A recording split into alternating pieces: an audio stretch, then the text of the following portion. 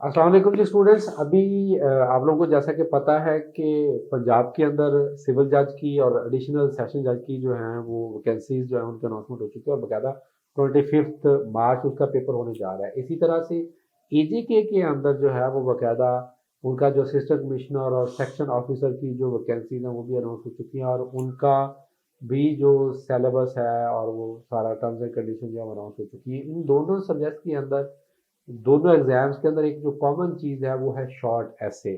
और हमारे जो शॉर्ट ऐसे एक्सपर्ट हैं सर गुलाम हुसैन हमारे साथ मौजूद हैं। Sir welcome. Sir thank you. Sir Ghulam Hussain जो है वो पीएमएस ऑफिसर हैं, असिस्टेंट कमिश्नर पंजाब में सब कर रहे हैं और इससे साथ साथ सर का एक तरफ ये भी है कि सर माशाल्लाह एज ए लेक्चरर इंग्लिश सब कर चुके हैं और हमारे साथ और अदरवाइज भी पिछले कोई 7-8 साल से इंग्लिश पढ़ा रहे हैं। तो शॉर्ट ऐसे पे बहुत अच्छी मानी जानी कमांड है जो है वो जाने जाते हैं। सर एक तो शॉर्ट ऐसे का स्ट्रक्चर आप बता दें, what is the difference in short ऐसे एंड लॉन्ग ऐसे? मतलब लॉन्ग ऐसे नहीं हम बोलते, ऐसे को हम ऐसे बोलते हैं, इसको वैसे क्यों बोलते हैं? वो मेरे एक दोस्त है, जब हम तैयारी कर रहे थे तो हमसे पूछ रहे थे कि जी ऐसे कैसे लिखते हैं, हाँ तो मैं उससे कहता था कि ऐसे ऐसे लिखते हैं। ऐसे ऐसे लिखते हैं। तो सर शॉर्ट ऐसे में थोड़ा सा एक तो टाइम का मार्जिन कम होता है, ठीक है। बातें वही होती हैं, टॉपिक में भी थोड़ी सी वेरिएशन होती है, नंबर भी कम होते हैं। फॉर एग्जांपल सादा और जी, सिंपल मेरे ख्याल में फॉर होता है। एग्जांपल वो 50 नंबर का ऐसे हो सकता है या 30 हम्म, नंबर का या 40 नंबर का ऐसे हो सकता है। अब उसमें ये होता है कि समटाइम्स जो शॉर्ट ऐसे का टॉपिक होता है वो बहुत ही सिंपलिस्टिक टॉपिक होता है, जो लॉन्ग ऐसे होता है वो आर्गुमेंटेटिव होता है और बड़ा एक्सपोजिटरी होता है, उसमें फैक्ट्स वगैरह ज्यादा देनी पड़ती है। शॉर्ट ऐसे जैसे कि माय नेशनल हीरो, अब मैंने ये जगह देखा ग्लोबल जी, वार्मिंग, बस ग्लोबल वार्मिंग। रिलीजियस टूरिज्म, हाँ बहुत बड़ा सिंपल सी स्टेटमेंट, रिलीजियस उसको बड़ा टूरिज्म, ये भी इतना। लीगल इंस्पेक्टर का हुआ है, उसमें रिलीजियस टूरिज्म आया हुआ था। बिल्कुल सही है। ठीक है, इस तरह के छोटे छोटे टॉपिक बड़े पिथी से बड़े शॉर्ट से टॉपिक होते हैं और बड़े रेलेवेंट टॉपिक रेलेवेंट होते भी हैं, होते हैं और उसको उसकी ब्रॉड कैटेगराइजेशन बड़ी आराम से की जा सकती है। मतलब काज इफेक्ट सॉल्यूशन फार्मूले कैसे बिल्कुल भी उसमें बिल्कुल लिखा जा बिल्कुल। सकता है।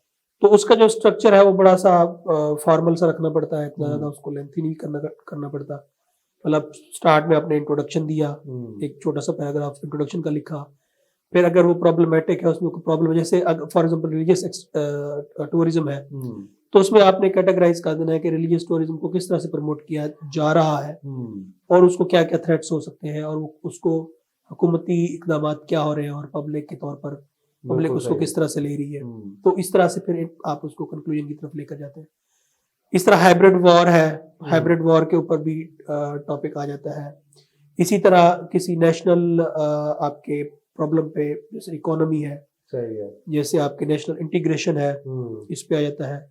जैसे आपका कश्मीर इशू है, इसके ऊपर आ जाता है। तो अकॉर्डिंगली टॉपिक को देखते हुए आपने स्ट्रक्चर को माउंट करना है। गुड हो गया। जी, अच्छा इसमें सर मुझे आप एक ये बता दें काइंडली कि जो शॉर्ट ऐसे है उसमें भी आउटलाइन वगैरह बनाएंगे हम उसी तरह से? आउटलाइन सर बनानी पड़ती है। अब जिस तरह हम लॉन्ग ऐसे लिखते हैं पीएमएस में, सीएसएस में, उसमें मेन हेडिंग्स होती हैं, फिर सब हेडिंग्स होती हैं आउटलाइन में। इसमें हम ये कोशिश करवाते हैं कि आप सिर्फ मेन हेडिंग्स लिखें, ठीक हो गया। 8 से 10 पॉइंट लिख लें। गुड हो गया। उससे ये होता है कि इसकी जो हम एक डायरेक्शनल लैंडिंग होती है ना, कि एग्जामिनर देखता है, आउटलाइन देखने से ही उसको अंदाजा हो जाता है कि आगे ऐसे में क्या है। अब बहुत हद तक तो वो आउटलाइन देख के आउटलाइन देख आपको के पास फिल कर देता है। असेस कर लेता है। गुड हो गया। जी। अच्छा इसका सर जो बच्चे मेजर मिस्टेक्स शॉर्ट ऐसे में करते हैं, एक तो सारी बात अगर किसी बंदे ने कभी ऐसे लिखा नहीं है, अब मैंने भी काफ़ी ऐसा कोई चीज़ लिखी नहीं, तो मैं भी जब पेन उठाऊंगा तो मुझे 5-4 मिनट थोड़ा सा थॉट को ऑर्गेनाइज करने में लगेंगे कि यार मैं इस पर लिखूं क्या। तो सबसे बड़ा प्रॉब्लम तो होता है कि आपकी राइटिंग प्रैक्टिस होती है, जब आपने लिखा नहीं तो आपको आसान से आसान टॉपिक भी दे दें, मतलब कायदे आजम पे ही ऐसे लिखे तो you may not be able to write के मैं जी क्या लिखूँ इस पर। तो मेजर प्रॉब्लम्स क्या हैं बच्चे जो हैं जब वो एक जरा का भी शॉर्ट ऐसे बड़ा आसान से ऐसे होता है उसमें क्या प्रॉब्लम होते हैं उनके? सर एक सिंपल सी मैं बात बताऊंगा, आप अपने मसल बनाना चाहते हैं ना, तो आप वो प्रैक्टिस करते हैं, एक्सरसाइज करते हैं मसल बनाने के लिए। अगर आप अपनी राइटिंग अच्छी करना है तो आपने ब्रेनस्टॉर्मिंग करनी है, उसकी प्रैक्टिस करनी है। हमारे यहाँ ना ये एक तस्वुर है, वो देखी जाएगी, हाँ वो एग्जाम में जाके लिख लांगे। प्रोक्रेस्टिनेशन। हाँ, एग्जाम में जाके तजर्बा करना है हमने इम्तिहान में जाके।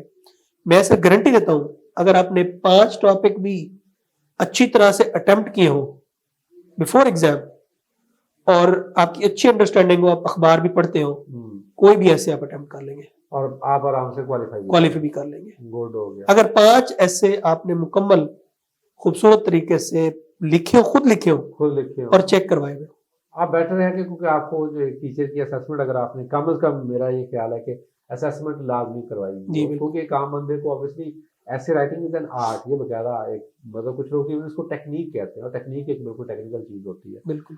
चलें, वंडरफुल सर। कोई चीज इसके रिलेटेड आपको लगता है जो मुझे पूछनी चाहिए थी शॉर्ट ऐसे के मतलब? सर शॉर्ट ऐसे जो है वो ना सिर्फ जुडिशरी के एग्जाम्स में और जो छोटे हमारे कंबाइंड कंपैरेटिव एग्जाम्स हैं मुख्तलिफ सूबों में होते हैं, वो हो गए। गिलगित बल्तिस्तान का जो PCS है या बलूचिस्तान का जो PCS है उसमें शॉर्ट ऐसे है।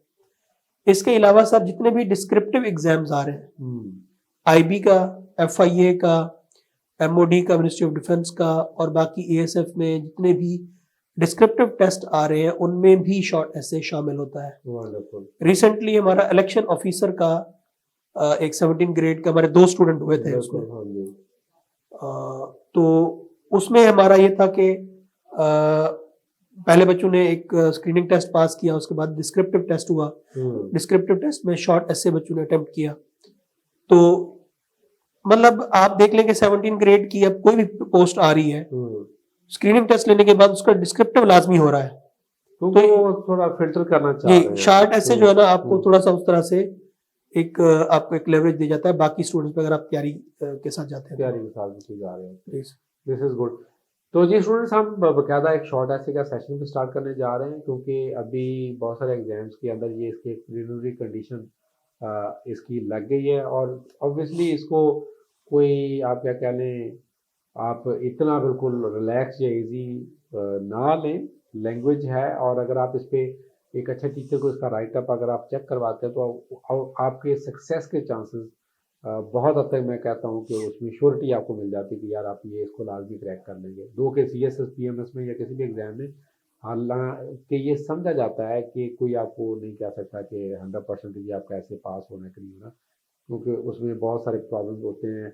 एग्जामिनर आपके आइडिया से वो जो है वो परसुएड होता है कि नहीं होता, और टेक्निकली आपने उसे as a whole properly attempt किया कि नहीं किया। खैर ये तो सारी बातें सर आपके साथ क्लास में करेंगे। हमें अपनी दुआ में लाजमी याद रखें। अल्लाह हमें नासर आपका। Thank you sir, thank you. Allah हाफिज़, अल्लाह हाफिज़।